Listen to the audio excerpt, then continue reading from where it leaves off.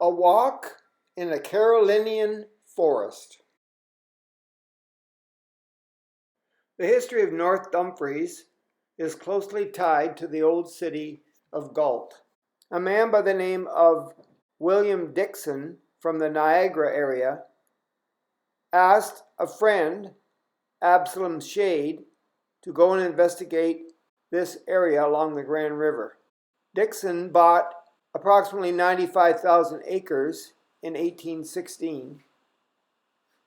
He had some of the area surveyed in 1817, and a number of sawmills were opened, and settlements began to become populated.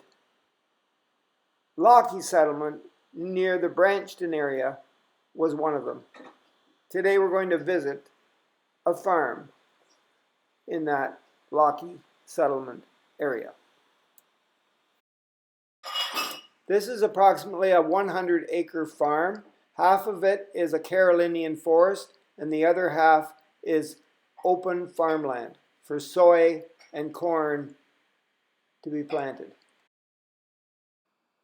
Susan's Aunt Nora has invited us to go for a walk in her beautiful Carolinian forest on this gorgeous, warm, sunny May day in 2020. Sue is the one with the yellow boots and the knapsack. She always comes prepared. Nora's forest on the Lockie Settlement is a Carolinian forest. This term refers to a life zone in eastern North America, characterized primarily by the predominance of deciduous trees. Ontario's Carolinian zone lies south of an imaginary line between Grand Bend on Lake Huron and Toronto on Lake Ontario. This region enjoys warmer, year-round temperatures than any other part of Ontario. The climate supports ecosystems found nowhere else in Canada, along with levels of biological diversity unsurpassed elsewhere in the province. Forests in Ontario's Carolinian zone are populated with trees having a strong southern affinity, such as a tulip tree, a sassafras tree, a Kentucky coffee tree, a cucumber tree, a black gum tree, and you might even see a pawpaw tree today. A climax Carolinian forest is a nice way of saying that this forest has escaped disturbances by outside forces like the weather, storms, diseases, or maybe even people. Everything in the forest, including the animals, are all working in harmony. It will last a very long time if it's untouched. But yes, it will change. Let's watch for some of the common Carolinian trees. Ash trees, birch trees, you know, the white bark ones. Chestnut trees, yes, Nora has a chestnut tree. Hickory, oak, very, very tall, powerful oak trees, and walnuts. There might even be a tulip tree on this farm. Fruit trees native to this zone include the pawpaw. Animal life also is here. Raccoons, possums, squirrels, maybe even the southern flying squirrel. There are nuthatches, chickadees, grosbeaks, and even turkeys and turkey vultures. If you look closely, you'll see a tree with white flowers on it. It's a serviceberry tree. Some people call them bushes. The berries are high in fiber, iron, vitamin C, and protein, and the birds and the animals and even people love these berries. The drooping trillium only grows in southwestern Ontario, and it's gradually disappearing because of the dreaded garlic mustard. You know what that is, Nora, this stuff here? The green stuff? That's that garlic mustard. Yes. It's everywhere. Yes, and you know what it does though? It changes the soil conditions to inhibit the growth of other plants, especially the pine tree.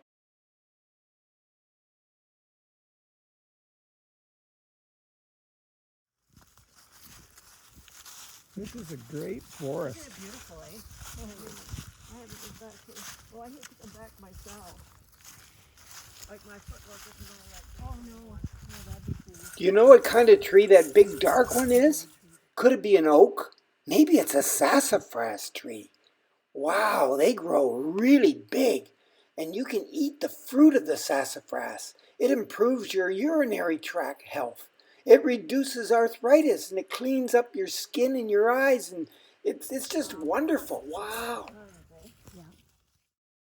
There are 2 dead trees lying on the ground up ahead that are covered with moss. They're called nurse logs. They provide nutrients for plants, animals, and the soil. Gosh, there's a lot of little stuff on it. We used to have this all just clear. Well, it's pretty clear. You could drive your truck back here, Yeah, or your little whatever you have. yeah. Nick used to come back here with his truck to go over to make them dry, getting wood. May apples are blanketing the forest floor today. The foliage of May apples is avoided by most mammalian herbivores because of its poisonous qualities and bitter taste. The seeds and rhizomes or roots are also poisonous. The berries, however, are edible if they are fully ripe. Otherwise, don't eat them.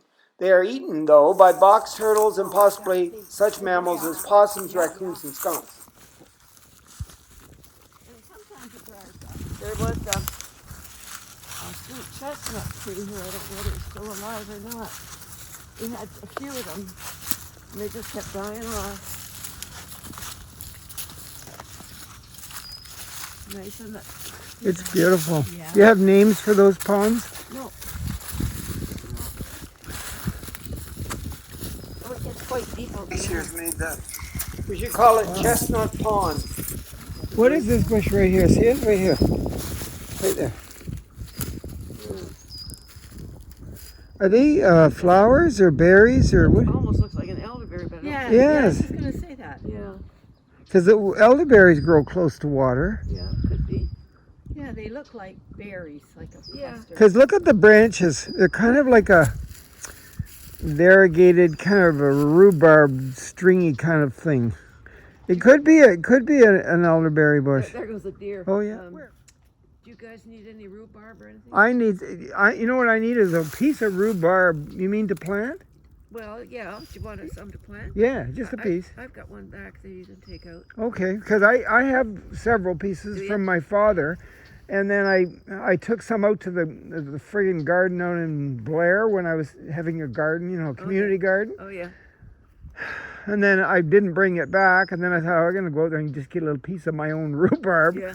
And I brought it back. So now I only have like 2 little pieces. Oh yeah. Well, remind me. Okay. My Your chestnut tree? This one, I think. See, it's been marked. Oh yeah, yeah. Chestnut tree. It always grew up in this whatever. It has all kinds of little chestnuts, but they don't fertilize because there's no other tree. Yeah. Yeah. Well, there's lots of oaks around here because we got lots of oak leaves. Yeah. Maples. Just the one chestnut. This looks like a wild raspberry. It looks like somebody's. Yeah, that's what it is. Yeah, wild raspberry. Yeah, it's the whole hill. Yeah. What's that for? Well, I guess somebody's been Mark something. marking it, planting one. Oh, I see. And it doesn't look like it's survived. Lots of raspberries here. Yeah.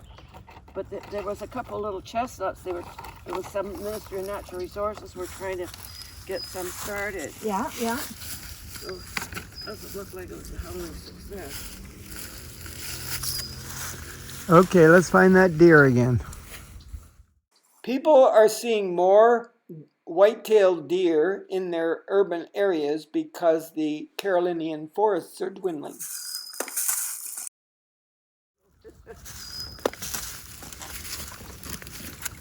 People back here.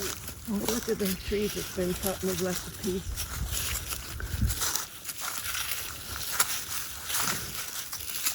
Little burst of wood. This is a nice spot right here, Yeah. like on the hill here, isn't it? Really pretty. It's got the rocks behind you with the moss on it. That's cool.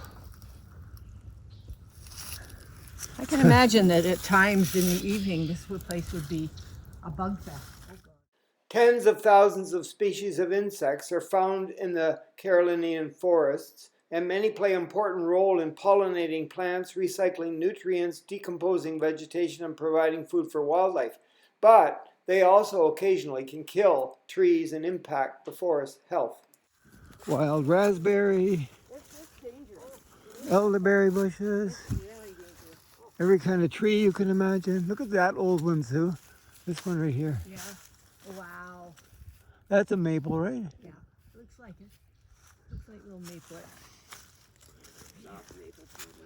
Yeah. But look at the trunk. Yep. We used to have some big ones back here, but they got cut, you know, like they had to, right? Yeah. They got so big and then they don't go anywhere. They just got to go back. There's the white pine over there that Nora stands under for 10 minutes 3 times a week to get rid of the cancer. That's right.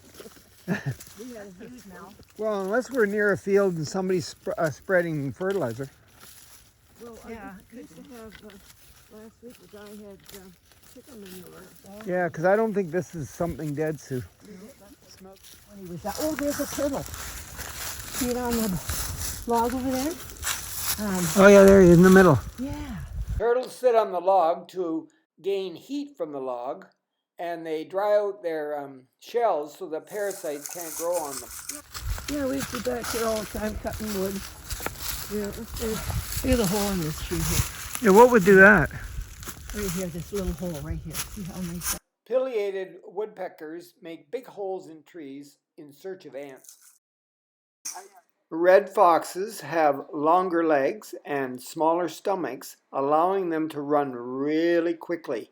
And they also have a great sense of hearing so that they can hunt at night. They usually hunt in the day, though. The farm, even though it's about 100 acres, there are only 50 acres of Carolinian Forest. The land has been designated as a game reserve by the provincial government, and nothing can be built on it.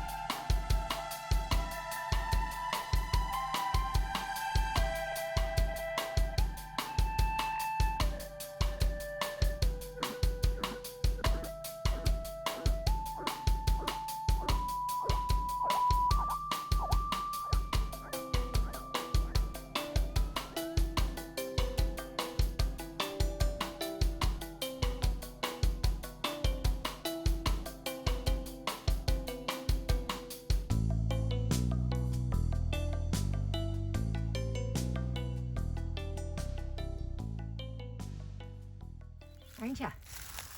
Hi, baby. He goes. There he Mom goes. told me to don't talk to strangers. Oh, There are more than 500 species at risk in the Carolinian Forest here in Ontario, Canada. Here are just a few. The barn owl, the eastern fox snake, the eastern spiny soft-shelled turtle, the gray fox, the butternut tree, the hooded warbler, the red-headed woodpecker, the American chestnut tree, the American badger, the wood poppy, the gray rat snake, and the milk snake. Here are some ways you can save the endangered species in your area. Recycle and buy sustainable products. Reduce your water consumption. Reduce your personal footprint. Do not buy plastic. Pressure your civil servants. Or volunteer your time to protect the wildlife and plants in your area.